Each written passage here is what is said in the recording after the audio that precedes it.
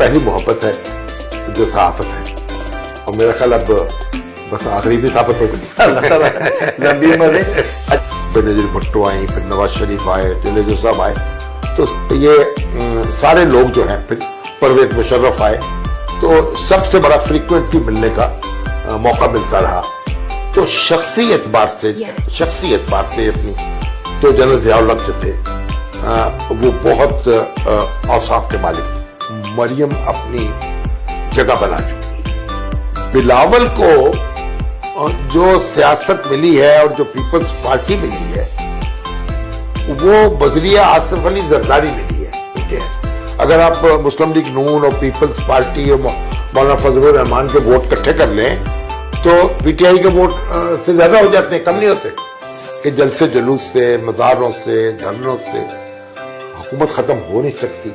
اگر ختم کریں گے تو پھر سیاسی جماعتیں ختم نہیں کر سکتی، پھر وہی ختم کریں گے جو کرتے چلے آئے. میں تو ان سے یہی گزارش کر سکتا ہوں کہ وہ وزیر اعظم بنے، اپوزیشن لیڈر نہ بنے. وہ وزیر اعظم کے روپ میں بھی ایک اپوزیشن لیڈر ہی مل گیا ہے. یہ بڑی بات. بلکہ دلچسپ بات یہ ہے کہ دوسرے اپوزیشن لیڈر ہیں بیچارے، وہ تو جیل میں ہیں، جیل سے باہر بھی ہوں تو وہ رول ادا نہیں کر پاتے. تو عمران خان صاحب بھی ان کا رول ادا کر رہے ہیں. تو وزیر اعظم بن جائیں تو بہتر ہوگا. جی ناظرین، ہمارے پروگرام کے آج کے جو چیف گیسٹ ہیں وہ ہمارے اساتذہ کا درجہ رکھتے ہیں. بہت ہی پیاری شخصیت جناب مجیب الرحمان شامی صاحب ہمارے ساتھ موجود ہیں. آئیے ان سے گفتگو کا آغاز کرتے ہیں. السلام علیکم شامی صاحب. وعلیکم السلام. کیا حال ہے سر آپ کا؟ ٹھیک ہے، شکر اللہ کا، الحمدللہ. اچھا سر، یہ بتائیں کہ آپ ہمارے لیے اساتذہ کا درجہ رکھتے ہیں. آپ یہ بتائیں کہ آپ کا صحافت میں آنا کیسے ہوا؟ ابتدائی لائف کے حوالے سے تھوڑا سا بتائیں. مجھے تو اصل میں بچپن ہی سے شوق تھا کہ میں اخبار نویس بنوں گا اور یا وکیل بنوں گا.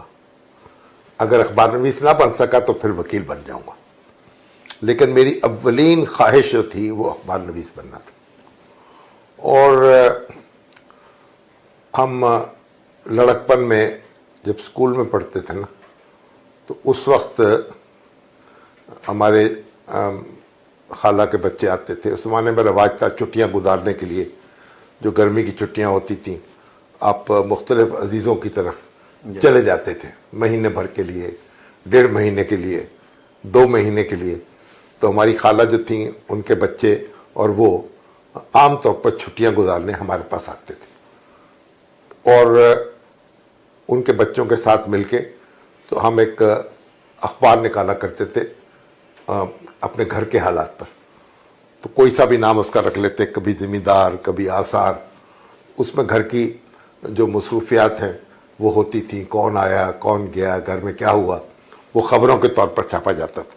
یعنی وہ چھاپنا تو بڑا 2-3 کاپیاں اس کی بنائی جاتی تھی، یعنی ہاتھوں سے لکھتے تھے. اور ہاتھوں سے. تو یعنی یہ تو میری پہلی محبت ہے جو صحافت ہے، اور میرا خیال اب بس آخری بھی صحافت ہو گئی. اللہ تعالیٰ لمبی عمر ہے. اچھا سر، پہلے آپ نے سب سے پہلے کون سا میڈیا جو ہے نا اس کو جوائن کیا؟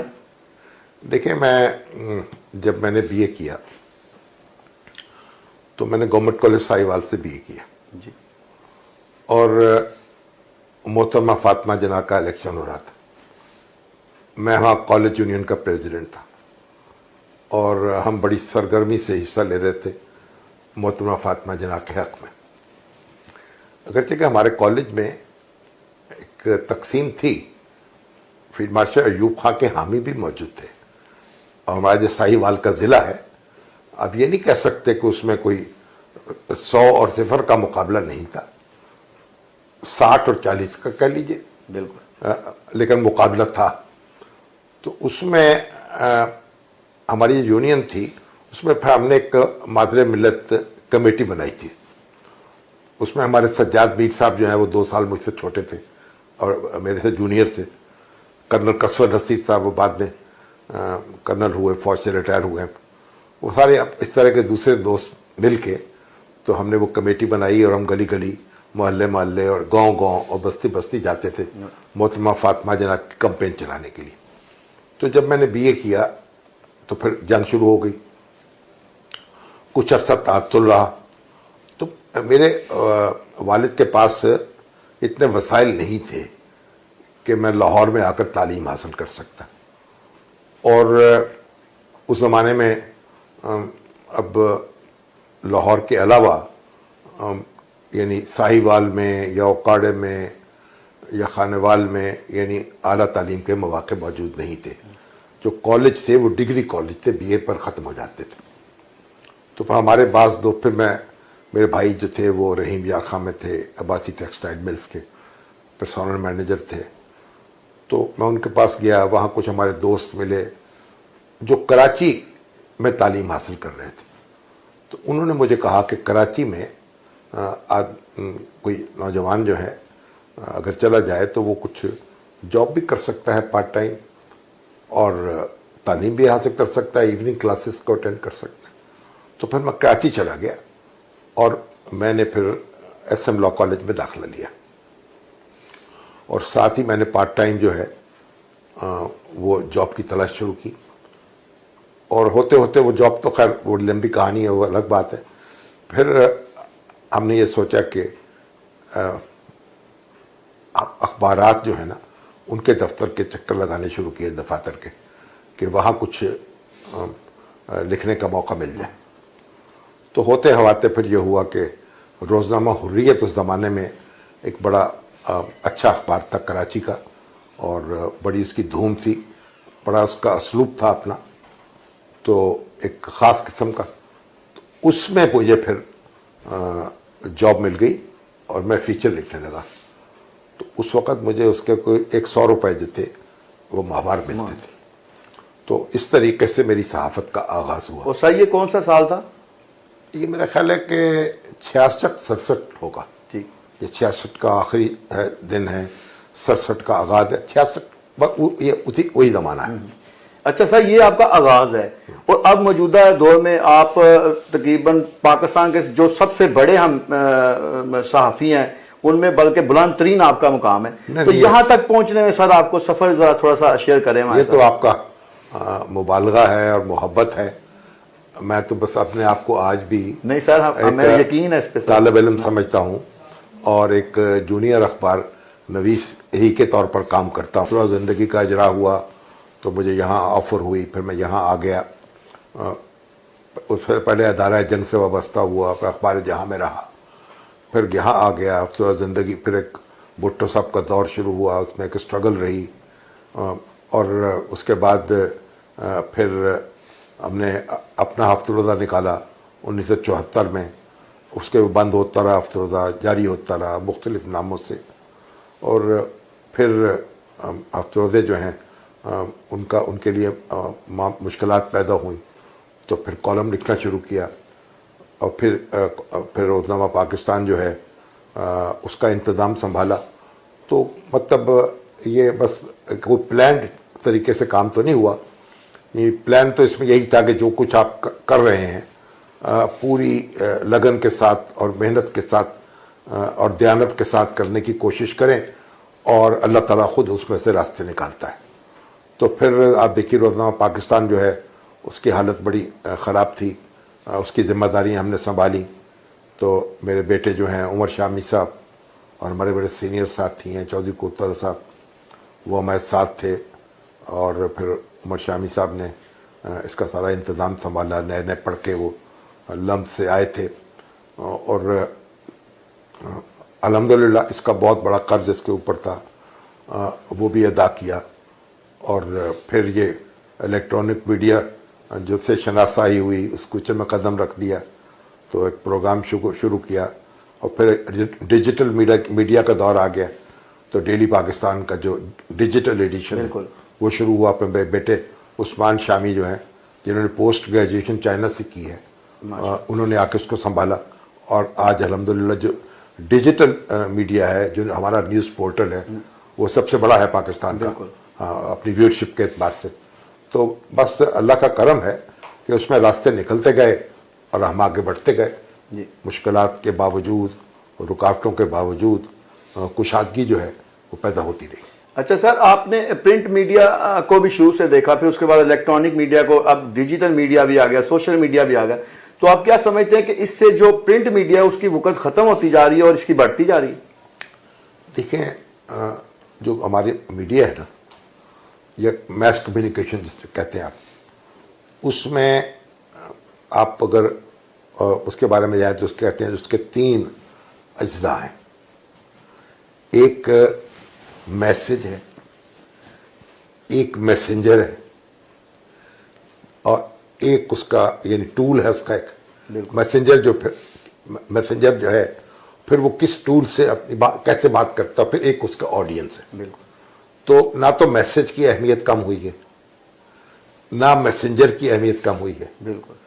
نہ ٹارگٹ آڈینس جو ہے اس کا انکار کر سکتے ہیں آپ. وہ تو ہر جگہ، اس کے بغیر تو میس کام ہو ہی نہیں سکتا. بالکل. تو اب یہ جو ایک زمانے میں پرنٹ تھا، پھر الیکٹرانک میڈیا آیا، ریڈیو آیا، اور پھر اب ڈیجیٹل میڈیا آیا، سوشل میڈیا آیا، تو یہ سارے ذرائع تو بدل گئے ہیں. بالکل. ٹھیک ہے نا. اب اخبار جو ہے اس کو چھاپ لیں کاغذ پر، یا اس کو نیٹ پہ آپ ٹرانسمٹ کر دیں.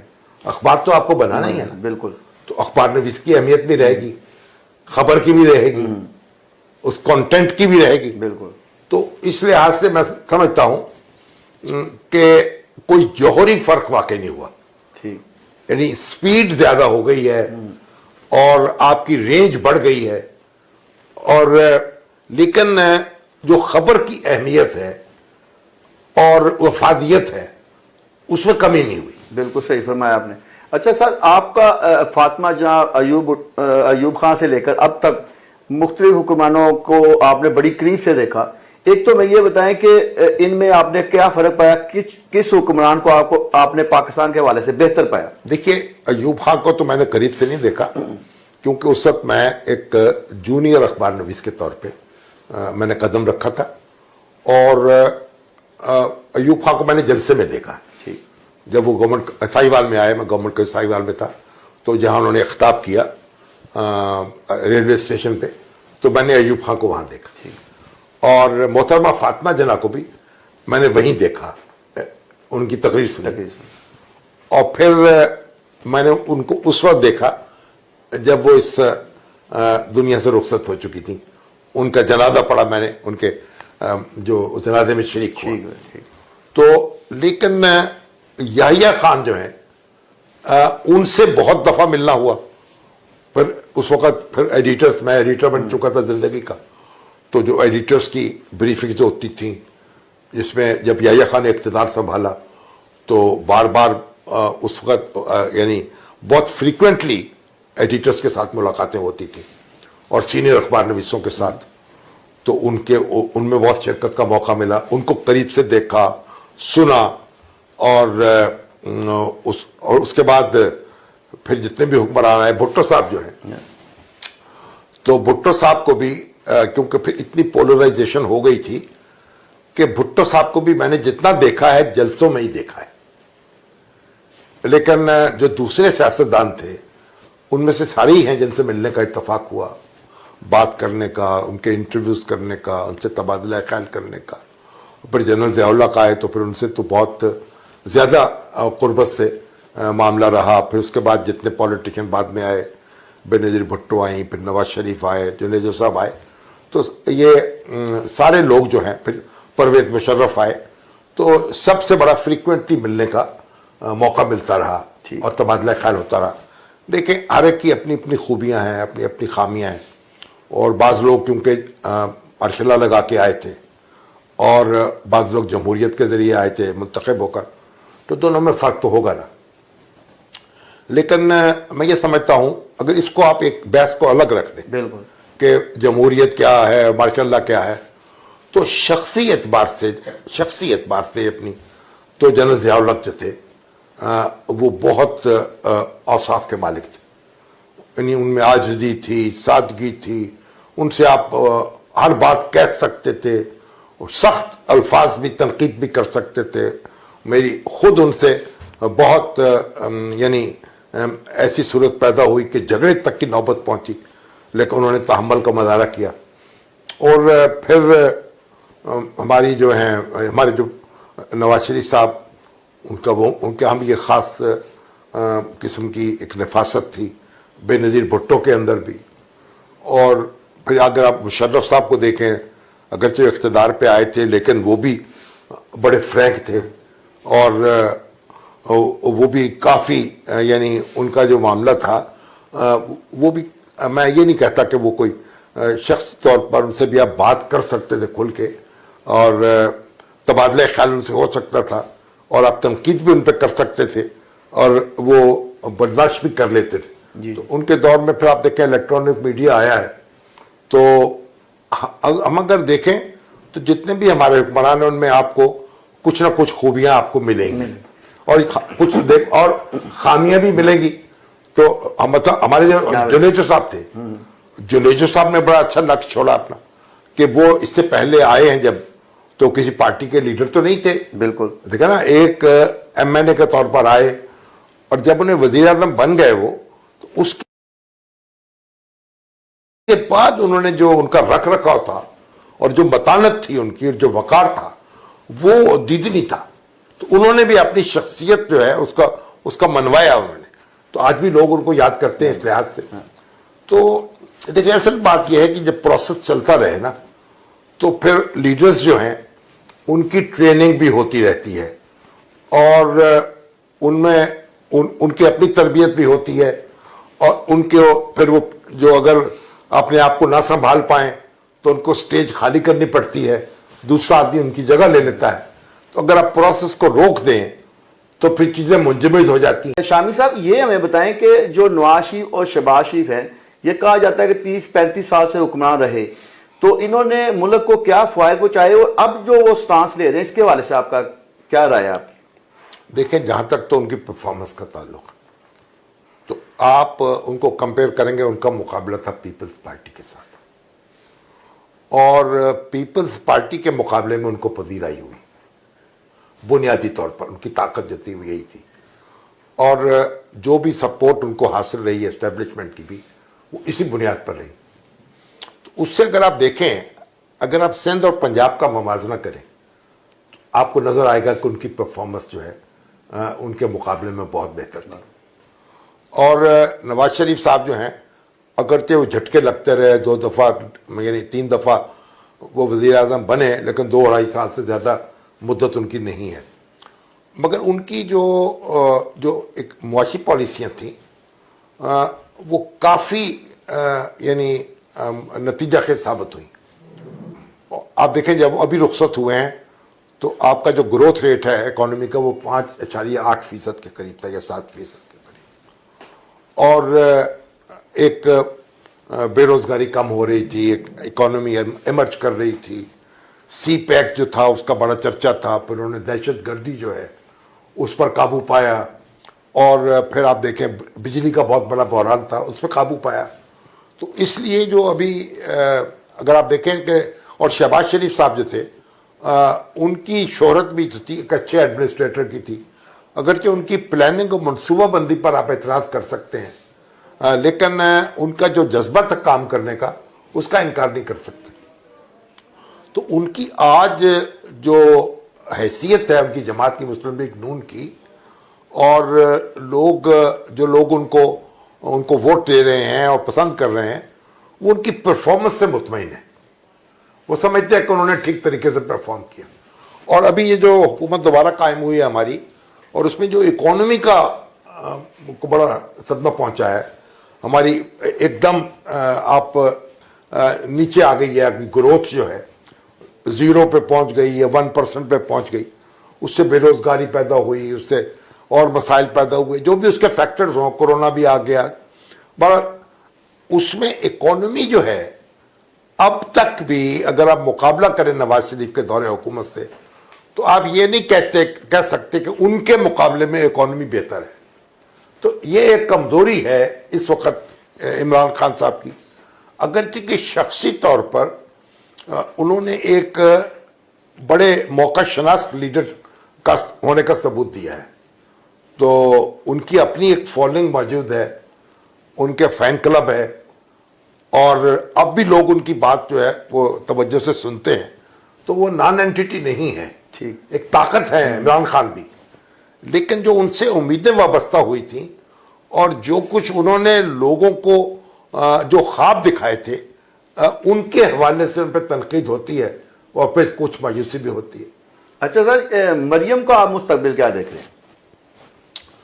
دیکھیے جو نواز شریف صاحب کی کانسٹیٹوئنسی ہے نا، اس میں تو میرا خیال ہے کہ مریم اپنی جگہ بنا چکی ہے. جو نواز شریف صاحب کا ووٹر ہے نا، وہ مریم ہی سے انسپائر ہوتا ہے اور انہی کو لیڈر مانتا ہے ان کے بعد. تو اس لحاظ سے یعنی اگر پروسیس آپ کا چلتا ہے تو میرا خیال ہے کہ ان کو آپ نظر انداز نہیں کر سکیں گے. ان کی جو جگہ ہے نا وہ بنتی چلی جائے گی. اچھا سر، بھٹو اور بینظیر کی سیاست کو تو آپ نے بڑا قریب سے دیکھا، اب بلاول کا مستقبل آپ کیا دیکھ رہے ہیں؟ دیکھیے اصل میں بات یہ ہے کہ جب بینظیر بھٹو کو وراثت میں ملی پیپلز پارٹی تو خود ان کو بھی ایک بڑی صحبت سے گزرنا پڑا. ان کو بھی ملک سے باہر جانا پڑا، پھر ملک کے اندر بھی ان کو نظر بندی اور مشکلات کا سامنا کرنا پڑا. لیکن ان کی پارٹی ایک بڑی پارٹی کے طور پر موجود تھی. بھٹو صاحب کا جو رومانس تھا وہ ختم نہیں ہوا تھا، تو اس سے وہ آگے بڑھی ہیں اور انہوں نے آپ دیکھیے کہ وہ وزیر اعظم بن گئی پہلے الیکشن میں. تو اس لحاظ سے ان کی جو قوت تھی، انہوں نے اپنے والد سے جو سیاست حاصل کی ہے نا وہ بڑی طاقتور تھی.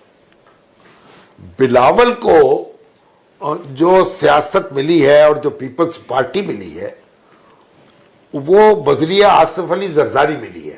بلاول بھٹو کو جو پیپلز پارٹی ملی ہے اور جو سیاست ملی ہے وہ سمٹی ہوئی پارٹی ہے، وہ صوبہ سندھ تک محدود ہو چکی ہے. پنجاب میں اس کے اثرات بہت سمٹ چکے ہیں. لیکن جس طرح سے وہ محنت کر رہے ہیں، اگر ان کو موقع مل گیا اور وہ اس طرح محنت انہیں جاری رکھی تو آپ ان کو کہہ سکتے ہیں کہ وہ آگے بڑھ سکیں گے، کیونکہ انہوں نے ایک اپنا مقام بنایا ہے اور لوگ توجہ سے ان کی بات سننے لگے ہیں. اور پنجاب میں بھی وہ اپنی سپیس جو ہے اس میں اضافہ کر سکتے ہیں. اچھا سر، عمران خان جب پہلے حکومت سے پہلے تھے تو وہ بہت زیادہ پاپولر تھے، حکومت آنے کے بعد کچھ ان کی پاپولیرٹی کم ہوئی ہے، آپ کیا سمجھتے ہیں اس والے سے؟ دیکھیں حکومت جب آپ کر رہے ہوتے ہیں یعنی تو معاملہ اور ہوتا ہے. جب آپ اپوزیشن میں ہوتے ہیں آپ ہر بات کہہ سکتے ہیں، ہر وعدہ کر سکتے ہیں، ہر دعویٰ کر سکتے ہیں. ہوتا نا کہ محبوبہ کو آپ اپنے جب متوجہ کرتے ہیں تو کیا کیا باغ دکھاتے ہیں، تو وہ تو پھر شادی کے بعد پتہ چلتا ہے نا کہ گھر میں جناب کیا ہے. تو عمران خان صاحب نے کیونکہ دیکھیں شوکت خانم میں بڑا اچھا پرفارم کیا، ایک یونیورسٹی بھی بنائی نمل، سماجی سطح پہ بڑے کام کیے، پھر انہوں نے جناب کرکٹ کے وہ بین الاقوامی ہیرو بن گئے، ورلڈ کپ جیتا. تو ان کی ایک شخصیت بڑی طاقتور تھی، تو انہوں نے خواب بھی پھر جی بھر کے دکھائے ہیں. تو اب وہ اتنے خواب دکھائے ہیں کہ اب وہ پورے نہیں ہو پا رہے. کچھ لوگوں کو مایوسی ہو رہی ہے، لیکن میں دیکھ رہا ہوں کہ ان کی جو کور ان کی سپورٹ ہے نا وہ اب بھی تک موجود ہے. ان کی وہ جو ان کا ایسا نہیں ہے کہ وہ بالکل ختم ہو گئے ہیں. اور دوسری بات یہ ہے کہ وہ اب حکومت سنبھالنے کے بعد بھی وہ اپوزیشن کے اس سے موڈ سے باہر نہیں آ سکے. وہ ابھی بھی اپوزیشن لیڈر کے طور پر بیہیو کرتے ہیں اور پھر جس طریقے سے جیسے ہی وہ زبان استعمال کرتے ہیں، جیسی وہ دھمکیاں دیتے ہیں، اپوزیشن جو ہے اس کے اوپر جو بھی الزامات لگائیں وہ آپ اداروں کے سپرد ہونے چاہیے، عدالتوں کے سپرد ہونے چاہیے. اپوزیشن بھی تو برابر کا ووٹ لیتی ہے تقریباً. آپ دیکھیے جمہوریت میں جو ان کے مخالف ہیں انہوں نے بھی ووٹ لیے ہیں، کم و بیش اتنے ہی لیے ہیں جتنے ان کے ہیں. اگر آپ مسلم لیگ نون اور پیپلز پارٹی اور مولانا فضل الرحمان کے ووٹ اکٹھے کر لیں تو پی ٹی آئی کے ووٹ سے زیادہ ہو جاتے ہیں، کم نہیں ہوتے. تو جو سپیس اپوزیشن کو دینی چاہیے تھی وہ دے نہیں پائے, اور جو رسپیکٹ دینی چاہیے تھی وہ بھی نہیں دے پائے. تو یہ ایک خطرے کی بات ہے, کیونکہ اپوزیشن اگر یعنی مرنے مارنے پہ اتر آئے تو پھر ہماری تاریخ بتاتی ہے پھر حکومت جو ہے اس کا چلنا مشکل ہو جاتا ہے. بالکل. اور آپ کیا سمجھتے ہیں یہ حکومت اگلے 2 سال میں یا 3 سال میں یہ بحران پر قابو پا لے گی یا پہلے ختم ہو جائے گی؟ دیکھیے, ختم تو حکومت کو اسی وقت ہونا چاہیے جب اس کو اسمبلی میں حمایت حاصل نہ رہے, میجورٹی. بالکل. تو مشکلات جو بھی ہوں, خرابیاں جو بھی ہوں, وہ حکومت کے خاتمے کا جواز نہیں بنتی. تو ان کو جو حق ہے 5 سال حکومت کرنے کا, وہ تو آپ ان سے نہیں چھین سکتے. ان کی ایک کولیشن گورنمنٹ ہے, اگر آپ وہاں ان کے خلاف نو کانفیڈنس ہو جائے تو اور بات ہے. اور دوسری بات یہ ہے کہ جلسے جلوس سے, مظاہروں سے, دھرنوں سے حکومت ختم ہو نہیں سکتی. اگر ختم کریں گے تو پھر سیاسی جماعتیں ختم نہیں کر سکیں گی, پھر وہی ختم کریں گے جو کرتے چلے آئے. اچھا سر, آپ یہ بتائیں کہ یہ جو میڈیا کا بحران ہے یہ آگے بڑھتا جائے گا یا اس کو آگے کچھ کمی آئے گی اس میں؟ دیکھیں, میڈیا کا بحران تو ایک تو یہ ہے کہ میڈیا کے جو ہمارے عمران خان صاحب ہیں یا ان کی حکومت ہے بڑی ان فرینڈلی ہو گئی. دوسرا یہ ہے کہ جب آپ کی اکانومی سمٹ گئی تو وہ سارا میڈیا بھی متاثر ہو گیا اس سے. کچھ میڈیا کے اندر جو گروتھ ہوئی ہے وہ بھی الل ٹف ہوئی ہے, اور جو مختلف میڈیا ادارے ہیں نا, انہوں نے سوچ سمجھ کے اپنے اداروں کی تعمیر نہیں کی. سر, اگر آپ عمران خان کو براہ راست کو 3-4 تجاویز دیں میڈیا کے بحران کو ختم کرنے, تو وہ کیا ہوں گی, وہ آپ بتائیں. دیکھیں, عمران خان صاحب کو میں تجاویز کیا دے سکتا ہوں, وہ بڑے ماشاءاللہ عاقل بالغ ہیں. میں تو ان سے یہی گزارش کر سکتا ہوں کہ وہ وزیر اعظم بنے, اپوزیشن لیڈر نہ بنے, اپوزیشن لیڈر کے طور پہ بیہیو نہ کریں, اپوزیشن کے ساتھ بیٹھیں, ان کی جائز شکایات ملیں, ایک ٹھہراؤ پیدا کریں سوسائٹی, تاکہ آپ سکون کے ساتھ معاشی معاملات پہ توجہ دے سکیں. نیب کے تجاوزات ہیں ان کو ختم کریں, سرکاری افسر بھی ان سے ڈرے ہوئے ہیں, ان کو بھی ختم کریں. اب آپ دیکھیے, آپ نے سی پیک میں آپ کہتے ہیں کہ نیب جو ہے وہ دخل نہیں دے سکے گی. اس کا مطلب یہ ہوا کہ نیب کا دخل جو ہے اس کے منفی اثرات ہوتے ہیں. تو اگر عمران خان صاحب یہ چیزیں ساری دیکھ لیں اور اپنا جو اسلوب ہے تھوڑا بدل لیں, اور تو میرا خیال یہ بہت بہتر ہوگا. پاکستان جو ہے بدقسمتی سے اس وقت بھی اس کو جو وزیر اعظم نہیں ملا جس کی اسے تلاش تھی, اور جس کے لیے عمران خان صاحب کی تاج پوشی ہوئی, وہ وزیر اعظم کے روپ میں بھی ایک اپوزیشن لیڈر ہی مل گیا ہے. یہ بڑی بات. بلکہ دلچسپ بات یہ ہے کہ دوسرے اپوزیشن لیڈر ہیں بیچارے, وہ تو جیل میں ہیں, جیل سے باہر بھی ہوں تو وہ رول ادا نہیں کر پاتے, تو عمران خان صاحب ہی ان کا رول ادا کر رہے ہیں. تو وزیر اعظم بن جائیں تو بہتر ہوگا. ٹھیک. اچھا سر, آپ میوزک سنتے ہیں تو کیسا میوزک پسند ہے؟ دیکھیں, میوزک تو ہے, اب تو میں تو قوالی ایک زمانے میں بہت پسند تھی, کیونکہ میرا بچپن گزرا ہے لڑکپن بابا فرید الدین گنج شکر کے ہاں پاک پٹن میں, اور خود ہمارا اپنا سلسلہ جو ہے وہ بھی, کیونکہ ہمارے جد امجد جو ہیں وہ شام 84 میں ان کی درگاہ تھی, حضرت عبدالنبی شامی صاحب رحمۃ اللہ علیہ, مگر وہ نقشبندی سلسلے سے ہیں تو وہاں قوالی نہیں ہوتی. لیکن بابا فرید الدین گنج شکر جو ہیں ان کا جو روضہ ہے یا مدار ہے وہ تو دیکھیں نا کہ ایک چشتی سلسلے کا ایک بہت ہی معتبر مقام ہے. تو وہاں تو یعنی دنیا جہان کے قوال آتے ہیں اور وہاں اپنے فن کا مطالعہ کرتے ہیں. تو مجھے تو قوالی کا بہت شوق تھا, اور میں گھنٹوں بابا فرید الدین گنج شکر کے وہاں مزار پہ جا کے قوالی سنتا تھا. اور جب یہ ان کے عرس کا موقع آتا تھا تو سب کانٹیننٹ سے قوال آتے تھے, اور یہ ہمارے جو فتح علی, مبارک علی, حافظ عطا محمد, اور یہ آپ کے آغا بشیر, آغا رشید, یہ سارے قوال جو ہیں, پھر اس کے بعد غلام فرید صاحب بھی وہیں سے تعلق ہے, تو سارے ان کو میں نے گھنٹوں سنا ہوا ہے. اچھا سر، مجیب الرحمان جب بچہ تھا تو ایک شرارتی بچہ تھا یا سوبر بچہ تھا؟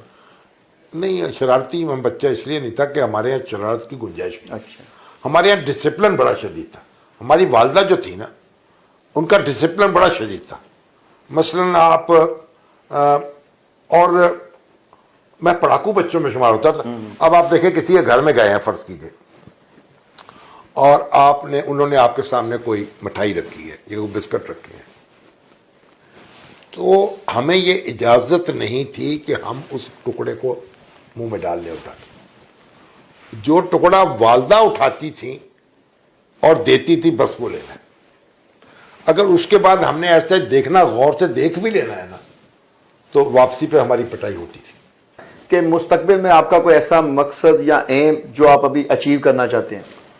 نہیں، اب اچیو کرنا اب تو یہ ہے کہ وہ ایک کام کر رہے ہیں، کوئی کچھ لکھ لیں، اپنی یادداشتیں لکھ لیں، اور اب تو بس یہی ہے کہ اللہ تعالیٰ اب آخرت بخیر کرے اور گناہ بخش دے، اور اپنی رحمت جو ہے اس کا سایہ جو ہے بس رکھے ہمارے اوپر. سر اللہ تعالیٰ آپ کو لمبی عمر دے اور ہمارے سروں پہ قائم دائم رکھے. کیا کہا؟ تھینک یو سر، بہت شکریہ آپ کا. ربنا آتنا فی الدنیا حسنۃ وفی الآخرۃ حسنۃ. سبحان اللہ.